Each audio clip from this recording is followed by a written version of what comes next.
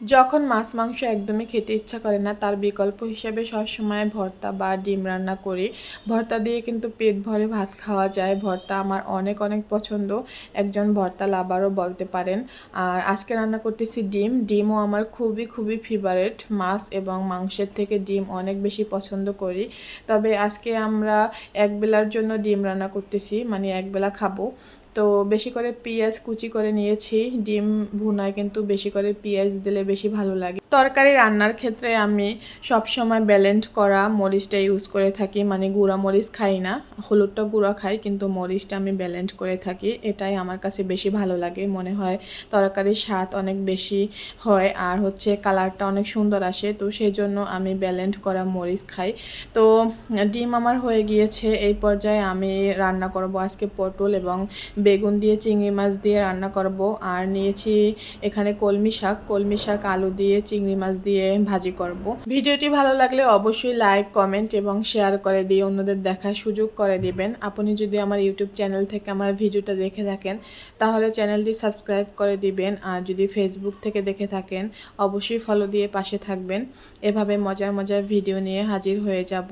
তো পটলগুলো আমি এভাবে ছিলে নিচ্ছি। চিংড়ি মাছ দিয়ে আপনি যা রান্না করবেন তাই কিন্তু খেতে অনেক বেশি ভালো লাগে। আর বাহিরে প্রচুর পরিমাণে গরম, এই গরমে কিন্তু এই তরকারিটা স্বাস্থ্যের জন্য অনেক ভালো আর ভাত খাওয়ার জন্য একদমই পারফেক্ট, কারণ এই গরমে মাছ মাংস খেতে একদমই ভালো লাগে না।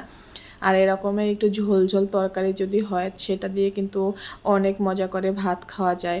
আর এই গরমে কিন্তু কোনো তরকারি ওভাবে খেতে ইচ্ছা করে না, মানে মুখে কোনো রকমের রুচিই থাকে না, মনে হয় কিছুই ভালো লাগে না। পটলের খোসাগুলো ছাড়ানো হয়ে গিয়েছে। এখন যেহেতু চিংড়ি মাছ দিয়ে রান্না করব সেই জন্য পটলগুলো একটু কিউব কিউব আকারের পিস করে নিচ্ছি, একটু গোল গোল শেপের, যেহেতু চিংড়ি মাছের তরকারি তো সেই রকমের করে পিস করে নিচ্ছি। আপনারা এভাবে চিংড়ি মাছের তরকারি কে কে পছন্দ করেন কমেন্ট করে জানাবেন। দেশি চিংড়ি মাছ দিয়ে যদি রান্না করা হয় তাহলে কিন্তু ঘ্রাণটা অনেক অনেক সুন্দর আসে। তো আজকে কিন্তু আমি দেশি চিংড়ি মাছ দিয়ে রান্না করব। দেশি চিংড়ি মাছ যেটা হয় অল্প দিলেও কিন্তু অনেক অনেক বেশি ঘ্রাণ আসে আর খেতেও কিন্তু অনেক বেশি মজা হয়। দেশি চিংড়ি দিলে ওটার মানে তরকারির ফ্লেভার অনেক ভালো আসে আর খেতেও অনেক ভালো লাগে। তো আমার পটলগুলো কিন্তু কাটা হয়ে গিয়েছে, প্রায় শেষ। তো আমি একে একে সবগুলো পটলই কেটে নিয়েছি। তারপরে এখানে কুচো করে নিয়েছি কলমি শাক আর সাথে আলুও ছোট ছোট করে কেটে নিয়েছি। আর এই কলমি শাকের ভিতরে আলু দিলে কিন্তু অনেক বেশি ভালো লাগে। আমি কিন্তু এখানেও চিংড়ি মাছ ইউজ করব, তাহলে ভাজিটা অনেক বেশি ভালো লাগে। তো এরকমেরই সব রান্নার আয়োজন প্রায় শেষ হয়ে গিয়েছে। কাটাকাটির কাজগুলো সেরে নিয়েছি, এখন জাস্ট একটু রান্না করব। মানে এরা কাটাকাটি যদি হয়ে যায় রান্না করতে কিন্তু অত বেশি সময় লাগে না। তো আমার একদমই রান্না করার জন্য কাটাকাটি করা শেষ হয়েছে। আজকের মতো এখানেই সমাপ্তি। সবাইকে অসংখ্য ধন্যবাদ। আল্লাহ হাফেজ।